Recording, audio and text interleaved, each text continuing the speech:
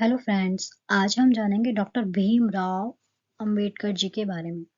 ठीक है। तो भीमराव रामजी अंबेडकर भी इनको कहा जाता है।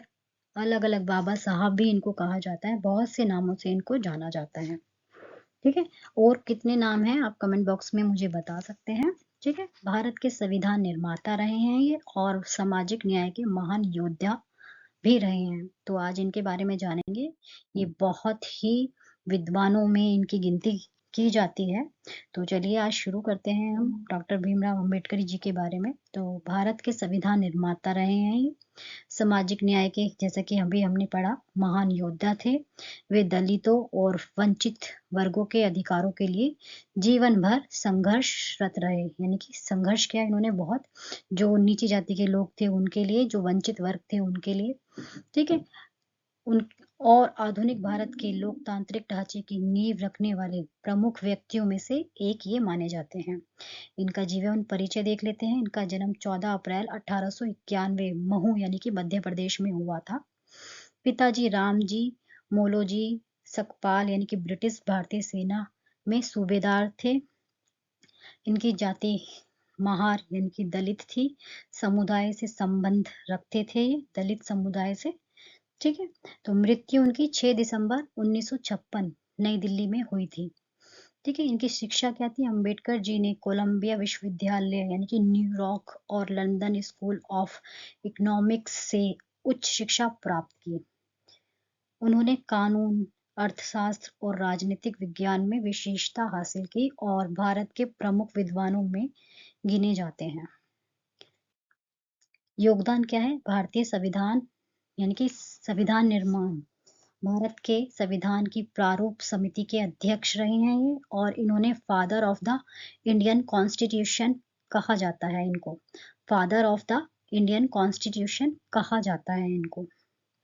सामाजिक सुधारक, उन्होंने दलित, महिलाओं और गरीबों के अधिकारों के लिए आवाज उठाई। जो अब आज पहले महिलाओं की क्या स्थिति थी? जातिवाद बहुत ज़्यादा था और जो गरीब लोग थे उनको दबाया जाता था। बहुत ज़्यादा ये चीज़ें पहले बहुत ज़्यादा होती थी। अभी भी कहीं जगह देखने को मिलती है। ठीक है। राजनीतिक भूमिका यानी कि स्वतंत्र भारत के पहले कानून मंत्री बने। 1947 से 1951 तक एक भारत के पहले कानून मंत्री बने। धर्म परिवर्तन 1956 में उन्होंने बौद्ध धर्म अपनाया और लाखों अनुयायियों को भी प्रेरित किया। ठीक है। 1956 में इन्होंने बौद्ध धर्म अपनाया था। विचारधारा और आंदोलन, अंबेडकर ने जाति व्यवस्था और अस्पृश्यता के खिलाफ तीव्र यानी कि संघर्ष किया। उन्होंने एजुकेट, एगिटेट, ऑर्गेनाइज का नारा दिया। उन्होंने दलित के लिए शिक्षा और राजनीतिक प्रतिनिधित्व को आवश्यक माना। विरासत, आज उन्हें समानता, न्याय और मानव अधिकारों के प्रतीक के रूप में याद किया जाता है। उनका जन्म 14 अप्रैल भारत में अंबेडकर जयंती के रूप में मनाया जाता है। आप लोगों ने देखा होगा अंबेडकर 14 अप्रैल को लोग घूमने जाते हैं। बहुत सारी चीज़ें मतलब मनाया जाता है। आप लोगों ने ये चीज़ें देखी होंगी, न्यूज़ में भी देखी होंगी और आसपास भी आपने ये चीज़ें देखी होंगी। उनका जन्मदिन मनाया जाता है। उनके विचार आज भी सामाजिक न्याय और लोकतंत्र की दिशा में मार्गदर्शक हैं। संक्षेप में जाने तो डॉक्टर अंबेडकर ने भारत को एक लोकतांत्रिक और समानता आधिकारिक राष्ट्र बनाने में निर्णायक भूमिका निभाई। यानी कि सब समान हैं, सबको समानता से जीने का अधिकार है। ये इन्होंने अपने इस देश में भूमिका निभाई इस चीज़ का। तो जो बहुत ही सही होता है, सबको समान रूप से जीने का अधिकार है। वे केवल संविधान निर्माता ही नहीं बल्कि समाज सुधारक, अर्थशास्त्री और मानव अधिकारों के महान प्रवक्ता भी थे। तो डॉक्टर भीमराव अंबेडकर के जीवन से जुड़ी एक प्रेरणादायक कहानी हम जानते हैं, जैसे प्यासे बच्चे और पानी का घड़ा। बचपन में अंबेडकर जी को स्कूल में जाति के कारण बहुत भेदभाव झेलना पड़ा था। एक बार वे और उनके भाई बहुत प्यासे थे। स्कूल में पानी का घड़ा रखा था, लेकिन उन्हें छूने की अनुमति नहीं थी क्योंकि वे दलित थे यानी कि नीची जाति के थे। प्यास से तड़पते हुए उन्होंने शिक्षक से पानी देने की विनती की। शिक्षक ने कहा, तुम लोग घड़े को छू नहीं सकते। अगर कोई ऊंची जाति का बच्चा चाहे तो तुम्हें पानी पिला सकता है। लेकिन उस दिन कोई बच्चा तैयार नहीं हुआ। अंबेडकर और उनके भाई प्यासे ही रह गए। तो इससे क्या सीख मिलती है, देख सकते हो आप कितने भेदभाव होता था।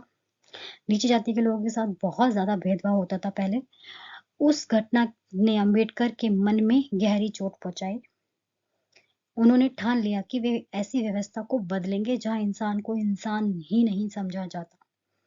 तो इस घटना से अंबेडकर जी के मन में एक मतलब उन्होंने प्रण लिया कि इस चीज को मुझे बदलना है। बाद में उन्होंने शिक्षा प्राप्त की और संविधान बनाया। शिक्षा से ही बहुत सारी चीजें पॉसिबल होती है फ्रेंड्स। और समाज को समानता का अधिकार इन्होंने दिलाया।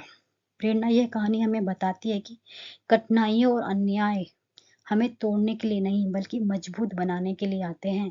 चीजें बदलने के लिए आते हैं। बाबा साहब ने हमें दर्द को ताकत बनाया, अपने दर्द को ताकत बनाया और करोड़ों लोगों के लिए आशा की किरण बने।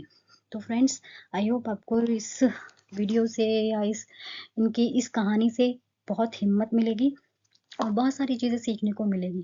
क्योंकि बहुत सारे हम लोग आते हैं ना, हमारी लाइफ में कठिनाई आती है और हम उनसे भागने लग जाते हैं। तो फ्रेंड्स, वो कठिनाई हमारी लाइफ में हमें भगाने के लिए नहीं आती है, वो हमसे हमारे लाइफ में उनसे सीखने के लिए आती है, हमें मजबूत बनाने के लिए आती है और वो चीजें बदलने के लिए आती है ताकि वो किसी और के साथ ना हो ऐसा। तो डॉक्टर भीमराव जी ने उस चीज को महसूस किया और उन्होंने चाहा कि ऐसा किसी और के साथ ना हो, इसीलिए उन्होंने डटकर इस चीज का मुकाबला किया। और आज वो इसी चीज के लिए जाने जाते हैं कि सबके साथ समान व्यवहार हो, सब समान रूप से सबको जीने का अधिकार है। तो थैंक यू फ्रेंड्स। अगर वीडियो अच्छी लगी है तो लाइक करिए, सब्सक्राइब करिए मेरे चैनल को, ज़्यादा से ज़्यादा इस वीडियो को शेयर करिए ताकि सब लोगों के अंदर हिम्मत आए और समान रूप से जीने की चाह जागे। तो thank you friends, bye bye, take care.